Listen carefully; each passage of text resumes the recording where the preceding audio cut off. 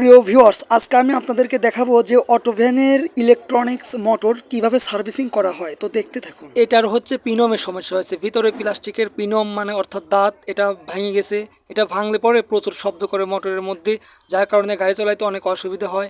আর আজকে আমি এই তিনটা নতুন পিনম এক্সচেঞ্জ করে দেখাবো আপনাদেরকে যে কীভাবে চেঞ্জ করি, ওই তিনটা পিনম কীভাবে পাল্টাই। তো এটা আমি পিনম পারতেছি দোকান থেকে, এটা নতুন পিনম। তিনটা পিনম বের করতেছি, 10টা থাকে এক প্যাকেটে, এক প্যাকেট থেকে আমি তিনটা আলাদাভাবে বের করে নিচ্ছি। তো এই তিনটা এখন আমি মোটরের মাথার সাথে ফিট করব। আপনারা পুরো ভিডিওটি দেখতে থাকুন। আর এই তিনটি পিনম দাঁত যে দেখতে পাচ্ছেন, এটা হচ্ছে মূলত প্লাস্টিক হলে অনেক শক্ত হয়, লোহার তো লাগানো যায় কিন্তু প্রচুর শব্দ করে, এই জন্য প্লাস্টিকের তাই ভালো। আর এই সঙ্গে আমার দোকানের সামনে ওয়েদারটা আপনাদেরকে একটু দেখাচ্ছি, মানে আমি দোকানের ভিতরে কাজ করতেছি আর দোকানের সামনের একটু ওয়েদারটা দেখাচ্ছি। এখন সকাল প্রায় 8টা বাজে, বনগ্রাম প্রাইমারি স্কুল সংলগ্ন। আপনারা দেখতে থাকুন ভিডিওটি। সাধারণ একটি কাজ করি।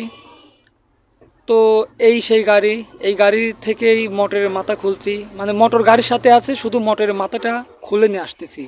আর এটা হচ্ছে গাড়ির চাবি নিয়ে আসতেছি, যেহেতু আমি দোকানের ভিতরে আসছি এবং গাড়ি থাকছে দোকানের সামনে। আর এখন এই তিনটি পিনম চেঞ্জ করার জন্য উপরে তিনটি ছোটো লক খুলবো, তারপরে ভিতরে তিনটি বড় লক থাকে, ওগুলোও তিনটি খুলে নেবো। মোট 6টি লক থাকে। তারপরে তিনটি পিনম বের করে ওর মধ্যে বেয়ারিং থাকে 3 পিস, ছোটো ছোটো 3 পিস। বেয়ারিংয়ের সাইজ হচ্ছে 6001। তারপরে বেয়ারিং লক সব কিছু নতুন পিনমের ভিতরে দিয়ে ফিট করে, তারপরে ভিতরে একটু গ্রিজ দেবো যাতে রানিং করে ভালো। তারপরে মোটরের ভিতরে ফিট করে দেবো। আর সেই সঙ্গে বাস্তব কিছু কথা আপনাদের মাঝে আমি তুলে ধরবো। আর আমার এই ভিডিওটি করা হুট করেই, কোনো প্রোগ্রাম ছাড়াই, মানে কাজ করতেছি, কাজের মাঝখানেই মনে করলাম যে একটি ভিডিও করি আর আপনাদের মাঝে কিছু শেয়ার করি।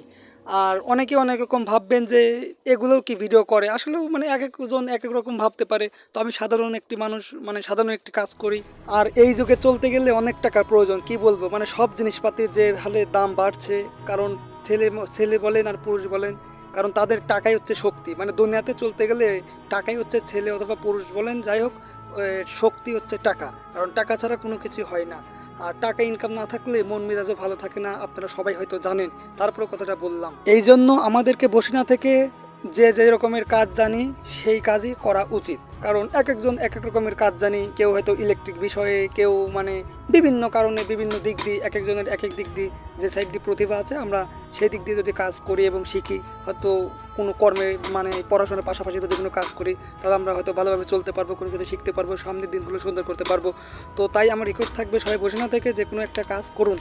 আর আপনার আশেপাশের মানুষজন যদি আপনাকে সামনে এগিয়ে যেতে সাহায্য না করে, তাহলে সেই পরিবেশ থেকে বের হয়ে আসতে হবে। বড় গাছের নিচে যেমন ছোট গাছ বেড়ে ওঠে না, তাই অন্যের ছায়ায় না থেকে নিজের জন্য নতুন জায়গা তৈরি করতে হবে এবং তৈরি করুন। প্রয়োজন হলে নিজের শহর ছেড়ে নতুন কোনো জায়গায় গিয়ে থাকা উচিত, যেখানে নতুন কিছু শেখার সুযোগ থাকবে। সাময়িক পিছিয়ে যাওয়া সফলতার জন্য প্রস্তুতি। অনেক সময় সফলতা পাওয়ার জন্য কিছুজন নিজেকে লুকিয়ে রাখতে হয়।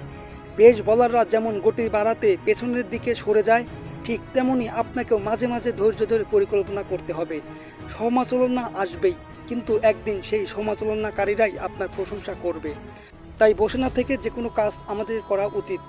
আর আমার ভিডিওতে বলা কথার মধ্যে অনেক ভুল থাকতে পারে। তো যাই হোক, আজকের ভিডিওটি এ পর্যন্ত শেষ। দেখা হবে পরবর্তী আগামী অন্য কোনো ভিডিওতে। সবাই ভালো থাকবেন।